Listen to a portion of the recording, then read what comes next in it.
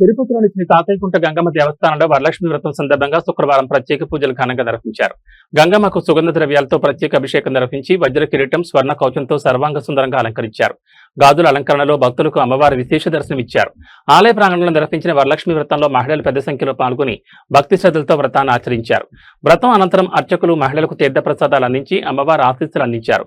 భక్తులు ప్రత్యేక అలంకరణలో ఉన్న తాతయ్యకుంట గంగమ్మను దర్శించుకుని కృపా కటాక్షాలు పొందారు.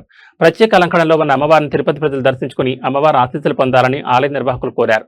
తిరుపతి, ఆంధ్రప్రదేశ్ ప్రజలు సుఖ సంతోషాలతో సుభిక్షంగా ఉండాలని, సకాలంలో వర్షాలు కురవాలని ఆలయ చైర్మన్ మహేష్ యాదవ్ అమ్మవారిని ప్రార్థించారు.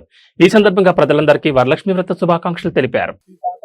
గంగమ్మ దేవస్థానం నందు వరలక్ష్మి వ్రతం పురస్కరించుకుని ఈ రోజు ఉదయం అమ్మవారికి సుగంధ ద్రవ్యాలతో ప్రత్యేక అభిషేకం నిర్వహించి అనంతరం అమ్మవారికి వజ్ర కిరీటం, స్వర్ణ కవచంతో అమ్మవారిని సర్వాంగ సుందరంగా అలంకరించడం జరిగింది. ఈ రోజు గాజుల అలంకరణలో అమ్మవారు భక్తులకి దర్శనం ఇస్తున్నారు.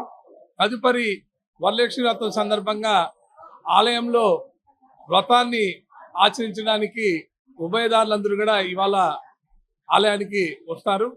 పూజ నిర్వహించుకొని అనంతరం అమ్మవారి ఆశీస్సులు వాళ్ళందరూ పొందడం జరుగుతుంది. ఈ రోజు అమ్మవారు ప్రత్యేక అలంకరణలో ఉన్నారు కాబట్టి తిరుపతిలో ఉండే ప్రజలందరూ కూడా అమ్మవారిని దర్శించుకుని అమ్మవారి కృపా కటాక్షాలు పొందాలని చెప్పి కూడా కోరుకుంటున్నాం. అమ్మవారి ఆశీస్సులు తిరుపతి ప్రజల మీద ఉండాలి, అదేవిధంగా ఆంధ్ర రాష్ట్ర ప్రజల మీద ఉండాలి. ప్రజలందరూ సుభిక్షంగా సుఖ సంతోషాలతో ఉండాలని చెప్పేసి, అదేవిధంగా వర్షాలు కూడా సకాలంలో పడాలని కూడా అమ్మవారిని కోరుకుంటూ మరోసారి ప్రజలందరికీ కూడా వరలక్ష్మి వ్రత శుభాకాంక్షలు.